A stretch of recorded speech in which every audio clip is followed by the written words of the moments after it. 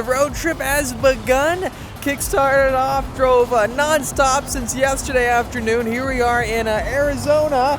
There's actually ice on the ground. We are driving a new 2023 Z71 Silverado diesel.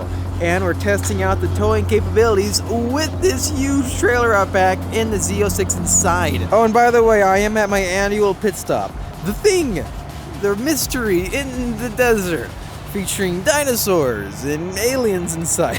This is a setup for Coda. Look at the view out here. I love road trips, which is why you've seen us do so many here in the channel. It's so much fun. So in total, I think we have approximately 12 hours to go. I have to drive 12 more hours straight into the oblivion of desert. Let me go ahead and fill up, and let's get back on the road.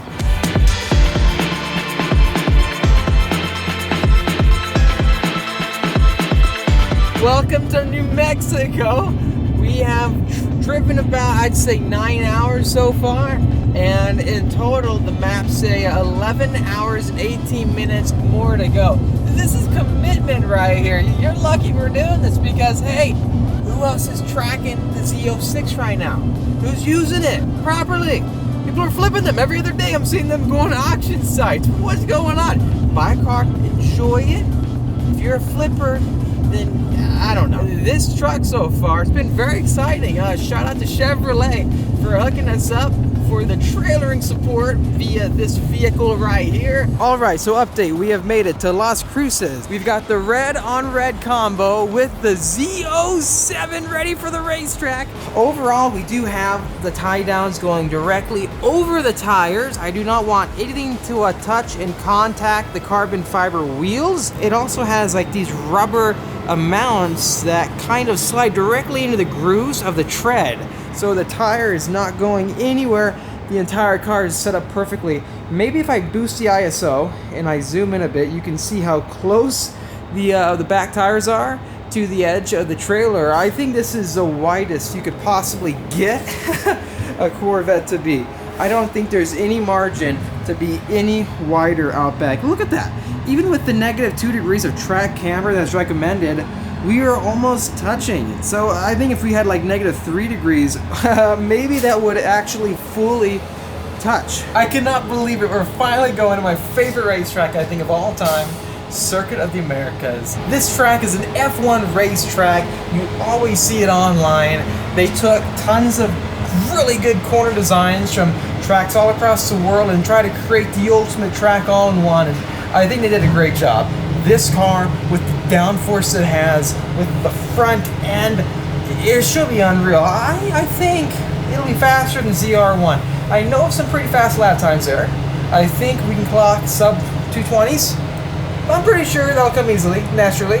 It's also repaved. Last time I went, it wasn't repaved. I'm told it's like 3 seconds faster. So we're gonna see. Oh yeah, and also I almost forgot. Look at that inside the cabin. I have a Garmin Catalyst, a little tablet, and it'll be telling me lap times while I'm driving. All my buddies have it, and they said, get it, get it, get it. So I have finally done it.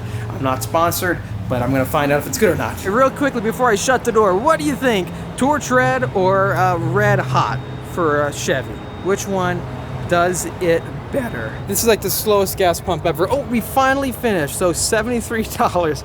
Oh gosh, this track day is becoming very expensive. Oh yeah, and by the way, I have figured out that when it comes to trailering the Z06, you do need to put on transport mode to do it. You get inside, you turn on the electronics, don't turn on the engine right away. Hit the hazard button and then hold the start button for 15 seconds. The vehicle will start and it'll tell you transport mode on. Therefore, when you start going and driving, it won't start beeping and going crazy all the time. If you're wondering, that's how you do it. Same process to turn it off. So when I get to the track, I gotta turn it off and then back it out.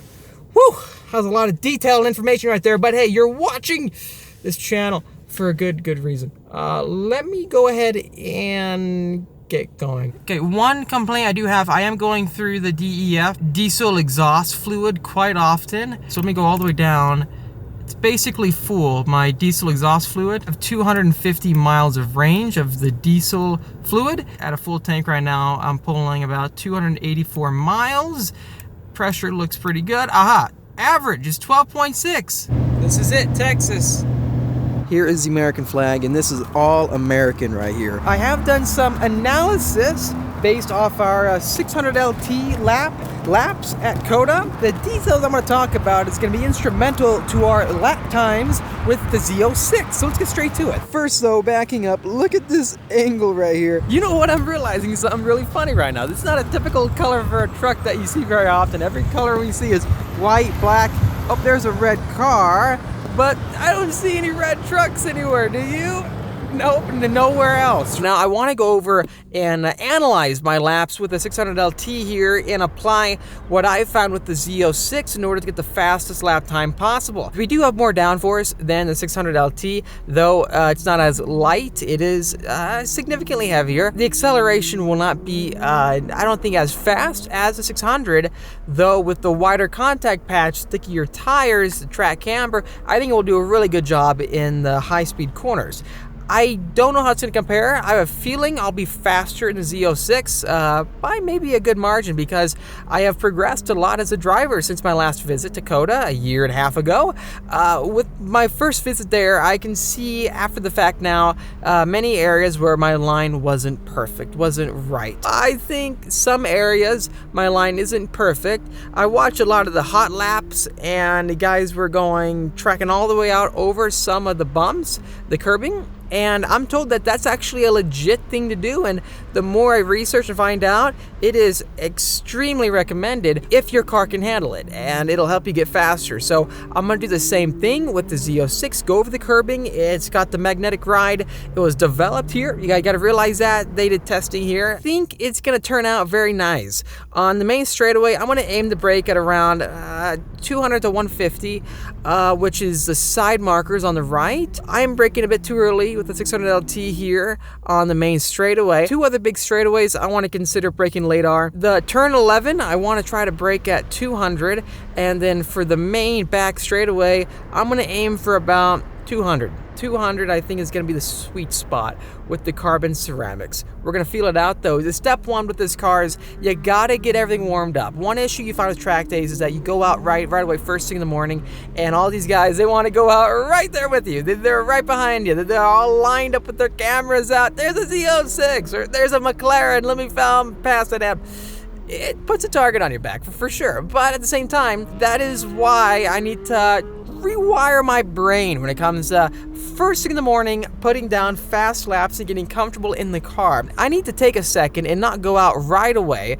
Maybe wait until the pack starts going and then slide out so I have enough time to heat up the tires. Well, a lot of people don't realize this, but when you put on sticky R compounds, and the stickier they are, the harder they can be when they're cold and slippery. You really don't have grip unless they're warm or hot. It's a big issue I face on cold track days with the Z06. On the first lap, I tend to go sideways every single time. It takes about a lap or two for me to get them warmed up. I think tire warmers have to be a solution in the future, but they're expensive. I don't know quite yet. The 600 LT is just so balanced around this track. I mean, it's so lightweight, and I was not at the limit of the car because, as you can see here, I'm not fighting it anywhere. If we're clocking, I think it was like a low 220 with that car there. I think this is easily going to be sub 220. I just do. The track is newer, meaning they've repaved a section due to MotoGP and F1 complaints, something like that. Well, we shall see. Please let me know your tips. I'm gonna get this video out probably tonight, right before the track day, so I can read your feedback. And then while you're watching this, I'll be on the track. I just realized something. Being in Texas, we've got 93 octane again. I've been living the 91 octane life. Time to boost it up, and maybe we get more acceleration out of it, a higher top speed. My guesstimate is maybe mid 160s.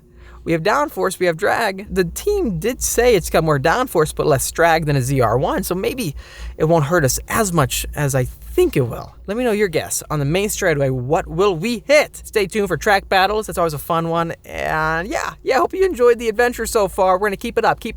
Trying to get the full potential out of the car. Let's get there. If you enjoyed this video, please hit the like button, subscribe, and I'll see all of you in the next episode.